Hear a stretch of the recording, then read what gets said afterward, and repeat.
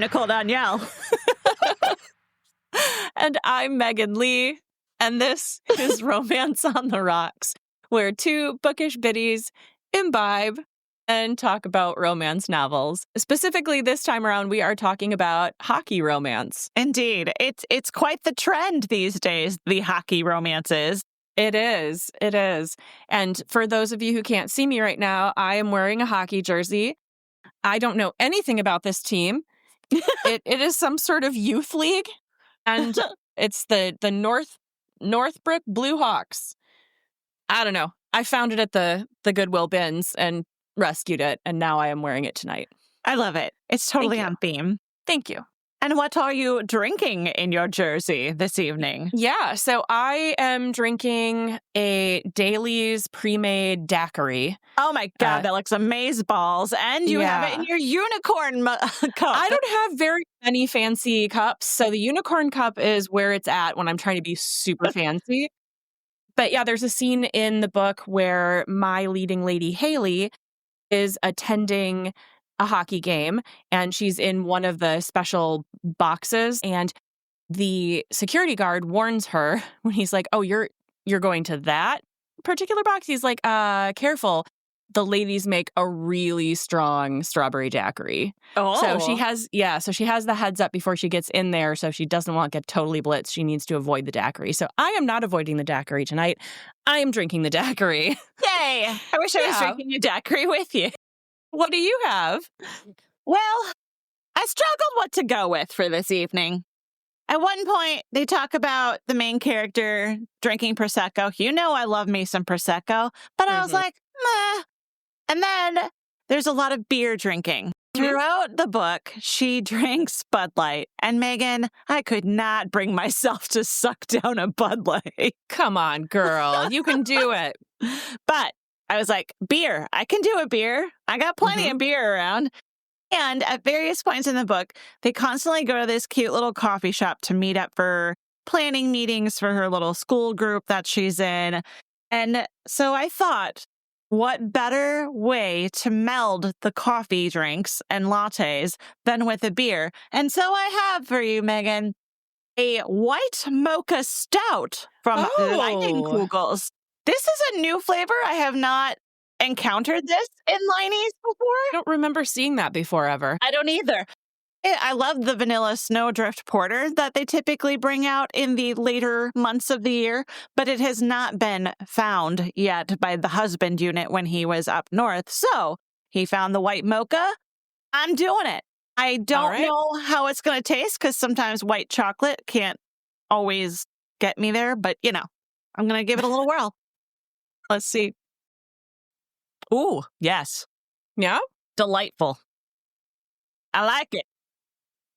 I'm going to say this daiquiri is very sweet, and you know that I do not often do overly sweet things, and the package said it was 65% of my daily sugar.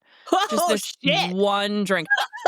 So I'm going to maybe have a few bites of this, because it's not even really drinkable. It's so frozen. I'm going to have a few bites.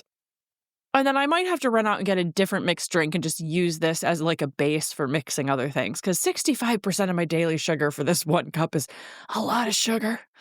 That is a lot, my lady. Yeah. Yeah. Anyway. I believe I go first this time. I think you do as well. Okay. Well, I read One Shot by A.C. Wonderland, who I am excited to report to our listeners will be a podcast guest on our next regular episode of the cast. Yep. This was published freshly this year in March. So we got another freshie. Nice. This obviously falls into the hockey romance genre. And I'll also throw it into the sports romance, sports. We love some sports ball. And contemporary romance. We are kind of doing away with our spoilers and trigger warnings. I do not want to spoil this book, but there are a couple of items I want to talk about and bring up that were actually a little triggering for me, even though I was not at all expecting it to be. But I'll get to that during my review in a hot second. So I'm going to try to be intentionally vague, but I think some of our listeners will probably be able to piece some things together, and it just is what it is. All right. Well, I'm interested to see what we're talking about. I don't have a hot take for this episode. I know you're super disappointed in me. So disappointed. I couldn't think of anything controversial to say. But our main characters are, bear with me on this one, Lauren, who also goes by the nickname Laur, Laur, or alternatively Chip, which is a nickname given to her by her brother, and her last name is Bellinger. Then we have Lucas Donato. The plot line. Lauren comes from a hockey family. Her dad was a bit of a hockey legend, and so was her brother. And she used to have dreams of becoming essentially a sports reporter. As a young girl, she would follow her brother around and take his picture and write up articles and do little interviews with him. And while her brother started attending West Michigan University, she started out at a community college with plans to transfer to his same school and work on the Wyverns, and that's the mascot of the hockey team, the Wyverns hockey team's PR and marketing team, as she would finish her degree. It's unclear to me, Megan, if she's going for a public relations degree or a journalism degree, but my best guess would be it would be one of those two. Mm-hmm. All right. Sadly, Laur's goals and plans come to a screeching halt after a series of awful events, and she enters a pretty deep alcohol-aided depression for about a year. Then, suddenly, she receives a letter from West Michigan telling her she's been accepted to the Wyverns PR and marketing team, just as she had planned on doing. The weird thing is, though, Megan, that she didn't apply for this position because she's been struggling with life. So there's a little bit of mystery there as to how the heck that came about, but she and her parents decide to seize the opportunity, and Laura is off to school again.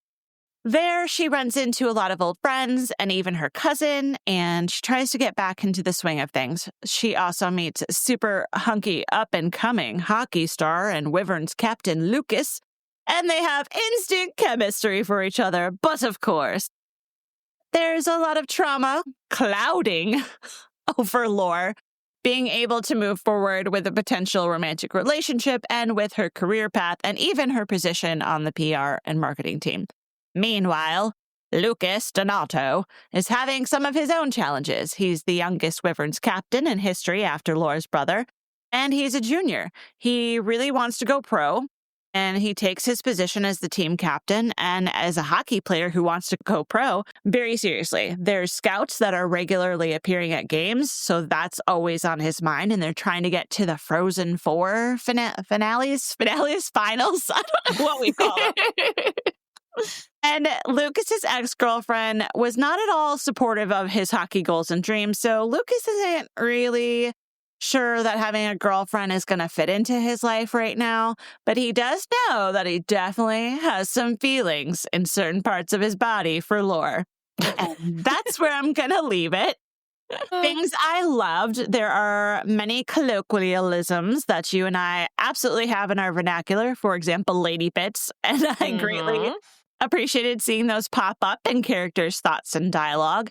They had some beer Olympics, Megan, with games like Flippy Cup, Quarters, Dizzy Bat, and Beer Pong. I love me some adult bar Olympics. Bring it on. That sounds very Midwestern. Yes.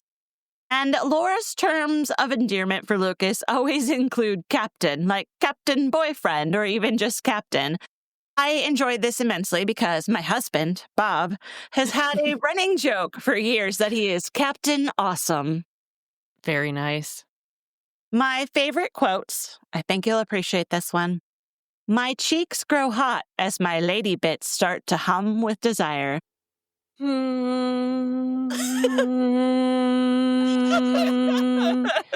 Desire. Yes. I just wish they had maybe thrummed, but, well, maybe that's in the future. I'll take humming. That's fine. Yeah. We've been talking about scents lately, specifically in relation to some of our creature feature books that we covered last month in October. You had some interesting ones in a couple of your books. Yeah. In fact, the last book, which was my werewolf zombie book, she referred to him as smelling like licorice. And I thought that was an interesting one. And I know that there were a lot of different aromas in the swamp monster one as well. And it was a lot of earthiness and, things smelling like wood and, lemon balm and things like that. Yeah. And we've actually talked about potentially incorporating the scents of our characters next year because it seems to be happening a lot, or maybe we're just noticing it more. I don't know. Mm-hmm. But Lucas in this book frequently notes that Lauren has a floral vibe going on. And then there was this quote from Lauren about Lucas. I closed my eyes, taking in subtle hints of his woodsy, warm cologne mixed with the fresh smell of clean linens that lingers on his clothes. The blend of these two scents is uniquely him. And I totally thought about you when I read that and how you were talking about how your husband, Adam, makes his own custom scents. And I was like, when she says these two scents are uniquely him, yeah, okay, I get it. Yep, exactly. Something else I think you'll find interesting, Megan, is how much the communications field and classes have changed since you and I pursued our broadcast journalism BAs so very many years ago. Like everything has changed, really. Yes. You and I had to learn on things like 3/4-inch tape and how to actually splice radio tape and wipe an audio cartridge with a magnet to record over it. And those were things that were already well on their way out and becoming obsolete. But that's how old we are. Right. Well, Laura is taking classes on social media marketing and online content and using her phone in addition to cameras, etc., for recording interviews. And I was just like, wow, what a difference 25 years makes in an industry. I mean, all of the difference. And if Henry Lippold could see us now, Megan. Oh, man. Henry. Oh, Henry. So, some challenges with this book. There are some typos and spelling errors sprinkled here and there throughout the book, but I'm going to give some grace and space because this is a fresh book and publication. Mm-hmm. It was also challenged by the level of maturity and ages of Lucas and Lauren. I think I, personally, am just getting too old for college romances because I found myself getting impatient with certain scenes and situations. And I was like, just talk to each other. It really is all about like what season of life we're in. Mm-hmm. We're so far past the college stuff that, it can be really hard to relate to those kinds of situations. That being said, I do think these scenes and situations are authentic to the college experience and characters. So it worked. I was just getting annoyed by it. Valid. This book was also, as mentioned, triggering for me. One of the characters has experienced domestic violence, both verbal/emotional and physical, from an ex who was a narcissist, and that just really affected me because of my own life experiences in a major previous relationship. So that really pulled me in and made me feel some feels that I wasn't quite expecting or prepared for. But I don't have a problem with that. I just wasn't expecting it, so it was triggering for me. Sure. Which, everybody has a thing that is very specific to them that you get into that part in the book and you're like, oh. Yeah. Oof. Yeah. Yeah. Finally, I'm going to get real petty for a second and focus on one particular scene that had me scoffing and pulling my Wisconsin and Gen X cards at the same time. Oh, boy. Lore and the ladies are about to go out for NYE, and here's the book passage. We call an Uber for once. It's December 31st, and we live in Michigan. None of us would dare walk even half a mile in a dress and heels. Maybe it's just us University of Wisconsin-Eau Claire girls or our age or living too long in Wisco, but I scoff, ladies, and I call you we used to schlep around Water Street in heels and skirts and no jackets because we didn't want to carry jackets in the middle of winter all the damn time. We also did not have Ubers. Yeah, I've even done that shit in my 30s in downtown Wausau, Wisconsin. So it's only now that I'm an old woman and acclimatized to North Carolina that I refuse to do it anymore. But I was doing that shit all through my 20s and 30s. I mean, I will admit I'm still doing that stuff. Not the small, tiny outfits. in the cold, but I'm still out there schlepping around in the cold. Like, you're not going to stop me. Right. So I just feel that these Michigan girls need to girl up and put their big girls undies on. Well, especially if you're going to be hanging out with hockey players. You're in the cold all the time, ladies. Come on. Let's work on this. Right. There is a sequel to this book following Laura and Luke into their senior year of college, because this took place during their junior year, and that one is called Summer Shot. My final thoughts: if you're down for a slow burn college hockey romance and an incredible emotional journey and are looking for a fresh new author and a new series, this is a great read. Nice. Yeah. So spice level for one shot, I was wiffle waffling between jalapeno and habanero. I feel like my spice levels are changing the further along we get into this podcast. And this is something you and I have discussed, and I've also discussed it with my cul-de-sac ladies. So I feel like the reading for this book really boils down to location, location, location, i.e., the hockey rink, which includes various benches and the penalty box. I mean, interesting. It's called a sin bin for a reason. It also boils down to the vocabulary, which included some of my very least favorite words that begin with P and go meow, and this see you next Tuesday. So I'm going to put this on a habanero. Nice. So what did you read for our hockey episode? So I read a book called Stay by Elle Kennedy and Serena Bowen. And this one was published in 2017, although my particular copy is a 2024 reprint, because when they originally did it, it was an indie book. And then it was re-released in 2024. Premise: our leading lady, Haley Taylor Emery, is recently divorced and is the co-owner of a personal service company called Fetch. Basically, they run errands for people, make appointments, reservations, track down hard-to-find items, etc. They have some fairly high-profile clientele because they also offer a lot of privacy and anonymity with their services. As an aside, as I mentioned earlier, the company is called Fetch.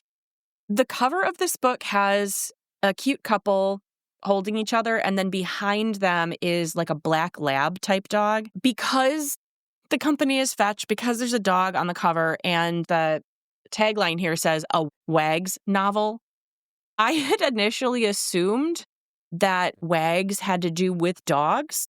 And obviously I knew that this was a hockey book. There's a hockey player on the front. Right. But I kind of just assumed that the series in general was maybe involving dog walkers or something like that. I kind of assumed that too. Nope. Wags. Wags actually stands for Wives and Girlfriends. And I didn't find that out until page 158. So it's like wives and girlfriends of the hockey players. And this is not the first book in the series. So had I read any of the other ones, I would have known that already. Okay. Yeah. But I still felt a little silly when I finally figured it out on page 158. And I was like, oh. I would have had the exact same response. Anyway, Haley Taylor Emery is co-owner of the Fetch company. She oversees the highest profile accounts, like including those anonymous ones. Even she doesn't know the identifying details of anybody who's indicated that they want to remain anonymous. So because of this, she has been providing services for a client whose username is just Sniper87. She doesn't know who he actually is. Context has clued her into the fact that he may be Toronto hockey forward Matt Erickson. Okay. Who just happens to be someone she has crushed on for years. Gotcha. So along with the regular business messages like, could you have somebody pick up my dry cleaning? I need someone to water my plants when I'm out of town. You know, could you track down this specialty orchid for my mom's birthday, etc. Along with those messages, Haley and the mysterious Sniper87 have been sharing friendly messages in a way that feels like they know each other at this point. Due to a snafu with a negative dog walking experience, Haley gets roped into personally showing up to Sniper 87's apartment to take over the dog walking schedule. And she finds out very quickly that, yes, he is indeed the Matt Erickson hockey player she thought he was. And been crushing on. Yeah, and been crushing on. From afar as a fan. Right. Yeah. Because the book is written from both the perspective of our FMC and our MMC, we get the inside scoop on how Matt is feeling. We find out he has also been divorced for a little over a year. He's mostly been focusing on getting his life together as a single father and has really just not thrown himself back into the dating world. In fact, the messages he's shared with Haley are really the only quote unquote flirting he's done. And even that is more just friendly chit chat. But after Haley begins stopping by to walk his dog, he decides it's time to see if they can move from this friendly online banter to real life conversation and connections. Their first date is actually with other members of his team and their significant other.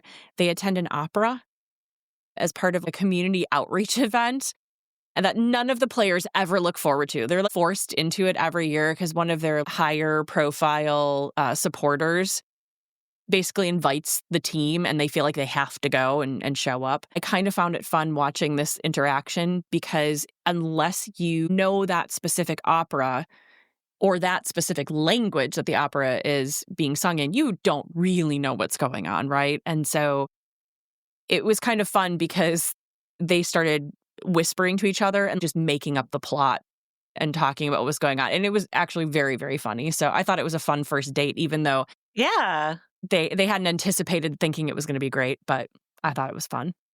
So between Matt trying to reconcile any animosity between himself and his ex-wife, fostering a positive relationship with his daughters, trying to balance hectic and unpredictable work schedule, and then Haley trying to juggle her growing business, which is very successful, keeping a cordial relationship with her ex-husband, who, by the way, is the other co-owner of Fetch.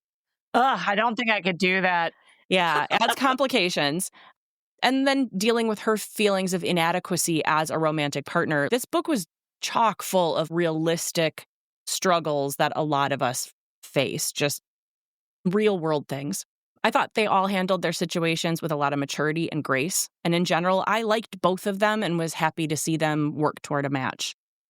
There was also this fun little side quest with Haley's business, and there was another anonymous client that Haley and her best friend / coworker Jenny, they had nicknamed this guy Mr. Dick because of his penchant for sending not just odd requests, but each of these odd requests was accompanied with kind of a suggestive picture. Like he'd request to have a silk kimono delivered and then would attach a picture of just like his kind of like crotchal and thigh region with a measuring tape, with a measuring tape showing like where the kimono should land on his thigh. It was just stuff like that where they were all pictures. And so anytime a request would come in, she and Jenny would like get together, be like, oh my God, I can't wait to see what stupid picture he sends now. That was just like a fun kind of side thing. And at the end, you do find out who this dude is. And I just kept trying to guess through the book. I was not even close, but it was just fun. Okay. So yeah, this book was just fun. Decent banter and humor with friends and exes and current lovers, all treating each other with respect. Oh, hey. Yeah. Yeah. So that's about what I've got with that. I just have a few quotes. Yeah. So Haley at one point was staring at Matt from afar before they were together. And she says, the way his broad shoulders move with each stride makes me strangely hungry. Is it weird to have a shoulder fetish? And I was like, that's a first for me, but I get it because I think arms are absolutely beautiful. And you don't hear a lot of people being like, it was his arms. His arms brought me in. So I love the fact that she's into shoulders. I'm into shoulders and arms. There you go. Matt was trying to figure out how to finagle a second or third date, maybe at this point, out of Haley. And he sets up this whole scenario and then says to himself, is that romantic as fuck or a total dick move? Could go either way, I guess. Again, also true. There are Yeah. things that you look at and you're like, oh, that's so romantic. And somebody else would find it just absolutely horrifying, right? Right. And then I think I told you while I was reading this book, I think you would really identify with some of the things that were going on here, just given, how your romantic history was. Haley's first relationship with her ex-husband, Jackson, was kind of the only relationship she'd had. They Okay. had been friends since she was 6 years old. They started dating in high school. She really didn't have anything else. And so she says at one point in time, I don't have experience with men. I have experience with man. As in, one man. One man. Yeah. Girl, I relate. Yeah. And then going back to, again, meow.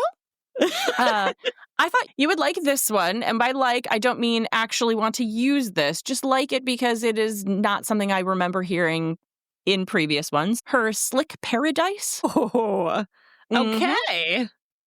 I have not heard that one before. Yeah, I didn't think I had heard it either. Okay. So that's what I got for you here. I thought it was a good read. I would recommend. And then I would say probably a jalapeno on this one. Okay. Is what I would give it. I feel like jalapeno is kind of my comfort zone. I don't really get too many things that pop too far outside of that. Not on purpose. It's just kind of where I think a lot of these books seem to fall. Yeah. And there is a little bit of a history with this book. Oh, yeah. Yeah. Let's talk about that history. We were gifted this book by a friend of the podcast. Some of you have heard this story before, but I will try and be brief. She received this book as a donation for an event that she was part of, and they needed copies of books. Unfortunately, this donation was unable to be used because this event involved children. And this book has phrases like slick heat. So the person donating didn't understand the assignment, and the person receiving could not redact enough of this book to make it appropriate for said event. And she had tried. She was blacking out lines. She did. But given that, I actually thought it was going to be a lot more racy than it ended up being. Okay. If that makes sense. Yeah. This is way too racy for elementary school children, but not too racy for Nicole. So, there wouldn't have been that much redacting. Okay. But I would like to thank her for passing this book on because I really did enjoy it. So I do, like I said, I recommend. Yeah. And for our listeners, if you have a fun book that you want us to read, feel free to DM us, reach out to us, message us, email us, and get that to us because we love getting books from people. I have thus far received some very fabulous Fabio books from you. And one of our devoted listeners, Meredith, she sent me one as well. So my Fabio collection is quickly growing. And we got our other book for this episode, One Shot, sent to us from the author AC Wonderland too. So we are here for the books, people. Feel free to send them to us. We'll get you the sending info. I am also looking for a recommendation for a good classic romance novel, something probably late 70s, early 80s. I already have something picked out for a future episode, but I am looking for a second classic. So if anybody has a suggestion, let me know. I'm keeping my eyes peeled as well, but I would love to have some recommendations. For sure. We always love those as well. Megan, did you glean any romantic reminders from your novelle? I will say alternative communication methods. And what I mean by that is there's a point in here where Haley is very clearly having a hard time figuring out how to be comfortable on this first and or second date or hangout session. And Matt basically says to her, hey, you still have my phone number, right? And she's like, yeah. And he said, okay, why don't you text me just so we make sure that I have your phone number in my phone. So she does. And they're sitting on the couch together, but she's very kind of stiff and not really sure what to do or say. So she texts him and says, hi, this is Haley. And he immediately just starts texting her instead.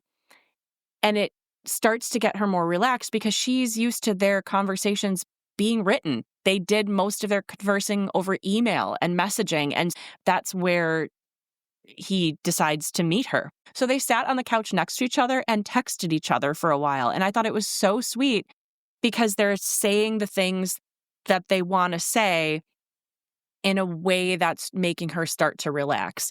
And I just thought that was really lovely, just meeting your partner where they need to be met and trying to communicate in a way that they can actually hear you. I really, really love that, actually. Mm-hmm.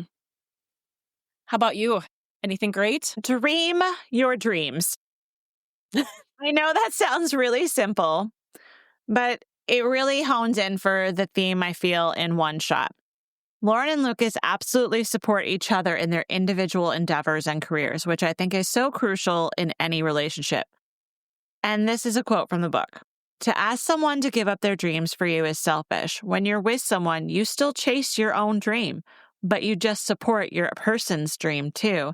This is so important. I see so many movies where women particularly give up their dreams for the men in their lives. And I have to say, my husband, Bob, has always supported my career and dreams without question. And I have always supported his. It's never been about sacrificing our individual dreams or prioritizing one over the other. It's always been about building our dream, and our individual goals are not mutually exclusive. They're in tandem. So I felt like that was a really good message in this book. Absolutely. How about some boobies? Oh, Megan. I'm questioning if I maybe missed a reference, but I don't think I did. Really? Well, I will say I had a hard time finding my reference as well. That probably took me the most time of anything I had to do for our show notes. So you got nothing? I do. I just don't know what my problem is lately when I'm reading. I used to, when we would read, be like, boobies, boobies, boobies, where are they? And now I'm like, I'm just reading. And I'm like, shit, I think I missed the boobs. I feel the same way, though. I think that we've gotten so comfortable with just getting into these books that you start to forget that you're supposed to be also looking for other things. Yeah. So boobie reference for me is page 81.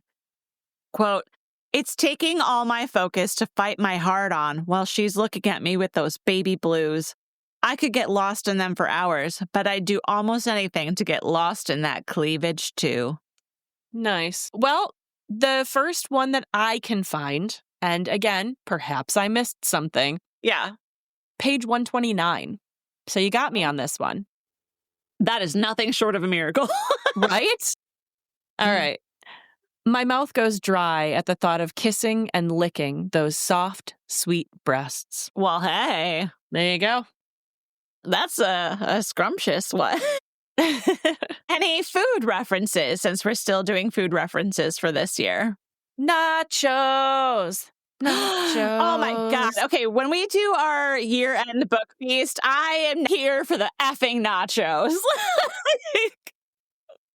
This is Haley hanging out with one of Matt's coworkers and the coworker's girlfriend. Let's order nachos, Blake announces, reaching for a stack of menus at the center of the booth. I'm thinking 8 orders? 8? Jeff squawks. There's only 4 of us here. I'll eat at least 4, Blake assures her. You guys can battle it out for the rest. I mean, that sounds perfectly fair and reasonable. Yeah, and the nachos were mentioned twice in this book, and after you had said bucket of nachos for one of your last books, I was like, absolutely, now nachos are on the menu for feast because I've got it in one of my books. You've got it in one of yours. Yeah. Nachos must happen. Yeah. It's essential now. 8 orders for 4 people. I'm like, yes. How about you? Any food? Not so much on the food. Mostly beverages like beers and Prosecco's and shots. I mean, they're in college. They're out just celebrating hockey games and whatnot. Sure. There was some bacon at one point, but it was a moment where somebody's revealing some hard past items and she is like, I just need to eat all this bacon, the whole package by myself and cry as I tell you about my history. And I was like, I guess that could be pretty cathartic. You know what? When I'm sad, you can make bacon for me. I'll take it. Okay. Noted. Thanks. And crispy hash browns. They must be crispy. So on the next episode of the podcast, we have an interview with the author of my hockey book, AC Wonderland. Very fun interview when we chatted with her, very down to earth. And I'm loving that she is just churning out these hockey books and has so many ideas right behind that and ready to go on the pages. So I really think she's an up-and-comer. And so I think you all will enjoy the interview with her. And then after that, in the month of December, our 2 regular episodes focus on the holidays. Yes, they do. And you actually found the first holiday book for me. So I'm excited to get into that. Yeah, I'm excited too. And then we'll be getting together on my next venture up north, and we'll be doing our year-end book feast with food inspired by the books that we've read this year, and we'll be doing some wrapping up stuff. And on the queue, we've been curating our TBR stacks, to be read stacks. For the beginning of the year, we're going to do a pick a number. Yeah. We've got stacks. We've numbered them. We're going to randomly draw them. They may or may not match. We don't give a shit. We're just going to dive right in and hit our stack. Yeah, well, it's books we've been excited about, and for whatever reason, they just either haven't really fit in with one of our themes yet, or we just picked them up so recently that they would have missed whatever theme we had a good match for maybe months previous. So yeah, I'm kind of excited because I think mine's a good mix between things that have been sitting around for a while and then some of the newer picks that we got when we were in Milwaukee. Yeah. And we will still have some themes next year, but we're gonna kick off the first few months of the year with some pick a number books because, like Megan just said, we really want to hit some things that have been in our queue that we recently just picked up, and we just thought what fun it would be to just have some randomness. Mm-hmm. Let's do it. Some roulette, romance roulette.